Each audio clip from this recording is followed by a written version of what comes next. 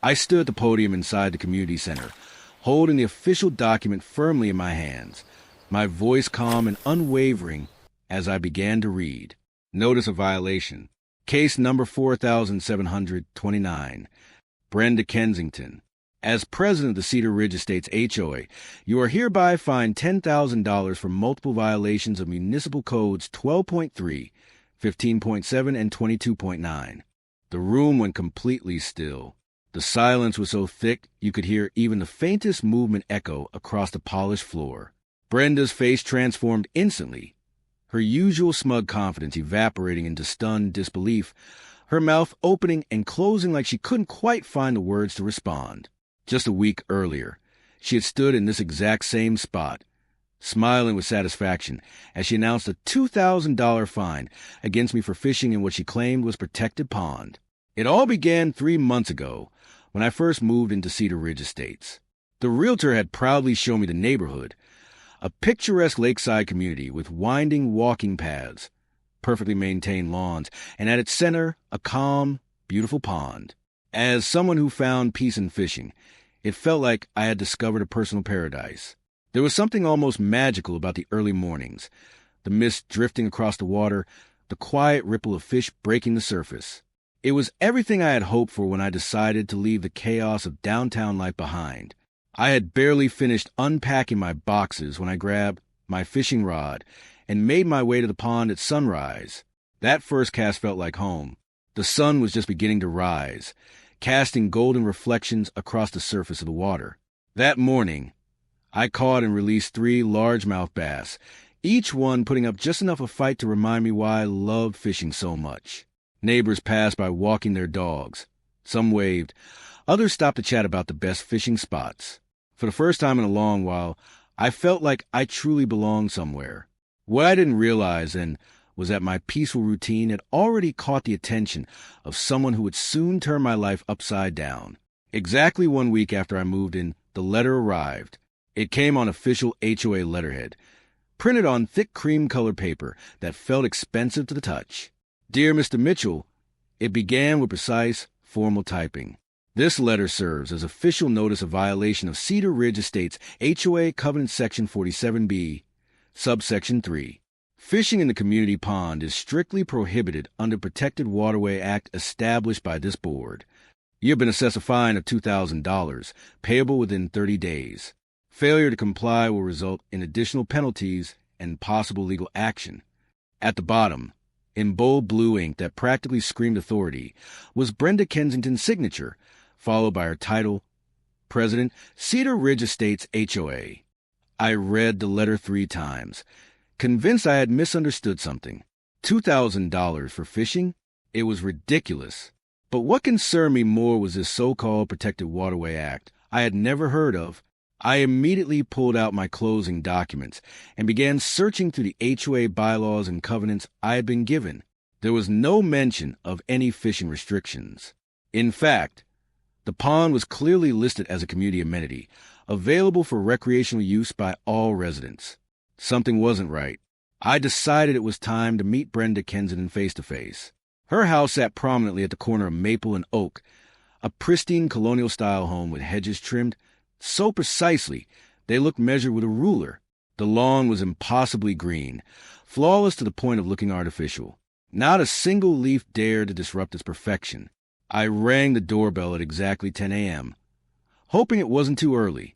She answered almost instantly, as if she had been standing right behind the door waiting. Brenda Kensington looked exactly as I had imagined.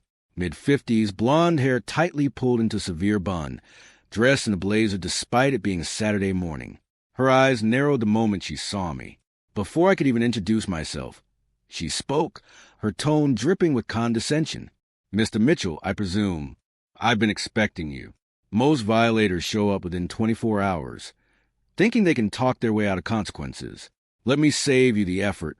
The fine stands. The pond is under the HOA's exclusive oversight, and fishing disrupts the delicate ecosystem we've worked very hard to maintain. If you have an issue, bring it up at the next board meeting. She started closing the door. I quickly placed my foot in the gap, keeping my composure despite her dismissive attitude. Actually, Ms. Kensington, I've reviewed all the HOA documents. There's no mention of any fishing restriction. And according to county records, the pond falls under a public easement, meaning it isn't entirely under HOA control. I'd be happy to show you the documentation. Her face flushed red instantly. She swung the door open wider and stepped out onto the porch like a commander preparing for battle. Public easement? She snapped. Let me explain something to you, Mr. Mitchell. I've been president of this HOA for 8 years. 8 years. I know every rule, every covenant, every resident who thinks they're above them. That pond has been under HOA protection since I took office. If you don't like it, you're free to leave. I calmly pulled out my phone and brought up the screenshots I had taken earlier. According to the county recorder's office, the pond and a 15-foot perimeter are designated as a public access easement, established in 1997. The HOA can maintain it, but it cannot restrict legal activities like fishing. Her expression twisted with anger. She grabbed my phone, glanced at it briefly, then shoved it back into my hands hard enough to make me step back. Those records are outdated, she snapped. The board voted to take full control 3 years ago. I have the meeting minutes to prove it. And even if what you're saying were true, which it isn't, I can still fine you for disturbing the peace or creating a nuisance. That's the advantage of being president. I interpret the rules, and right now, I interpret that you owe $2,000. Pay it or I'll double it. With that, she turned sharply and slammed the door. As I walked back home, I noticed neighbors working in their yards. The moment I made eye contact, they quickly looked away, suddenly very focused on their already perfect flower beds.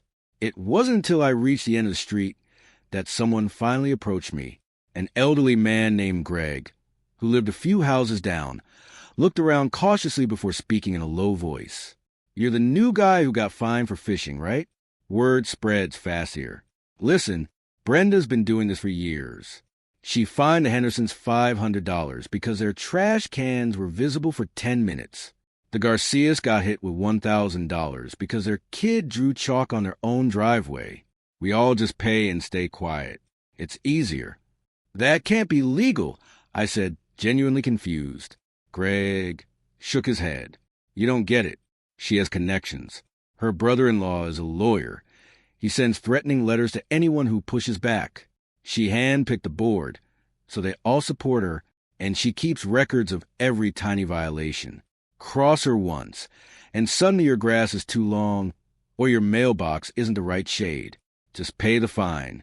But staying quiet had never been my way.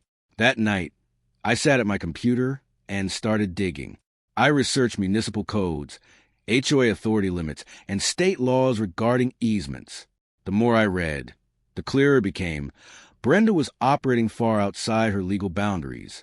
Then I found something interesting. Buried in an old online forum was a discussion about Brenda being investigated at her previous HOA for misuse of funds. The investigation had been dropped, but the timeline matched exactly with when she took over here. For the next 3 days, I built my case. I filed records requests, contacted former board members, and gathered documents. What I uncovered painted a clear picture. Brenda had consolidated power, pushed out opposition, and used HOA funds for personal expenses disguised as official business. But the real breakthrough came when I obtained the actual meeting minutes. The meeting where she claimed the board voted to take control of the pond never happened. Armed with evidence, I made my move. I compiled everything into a detailed file and mailed copies to every household in the neighborhood. Then I filed formal complaints with the city, the county, and the state. The response was swift. Within 2 days, the city opened an official investigation. And when Brenda found out, she lost it. She showed up at my door at 7 a.m., pounding so hard it sounded like she might break it down. When I opened it, she was furious, her face flushed, fists clenched. You think you're clever? She hissed. Filing complaints, spreading lies, turning people against me? I've worked too hard for this. You want a war? You've got one. By tonight, you'll owe this HOA $20,000. I calmly pulled out my phone and started recording. Are you threatening retaliatory fines because I filed legitimate complaints? She froze for a moment, realizing too late. "That's not what I said," she snapped. "Turn that off." Then she stormed off, kicking over my recycling bin on the way out. That evening's emergency board meeting was packed.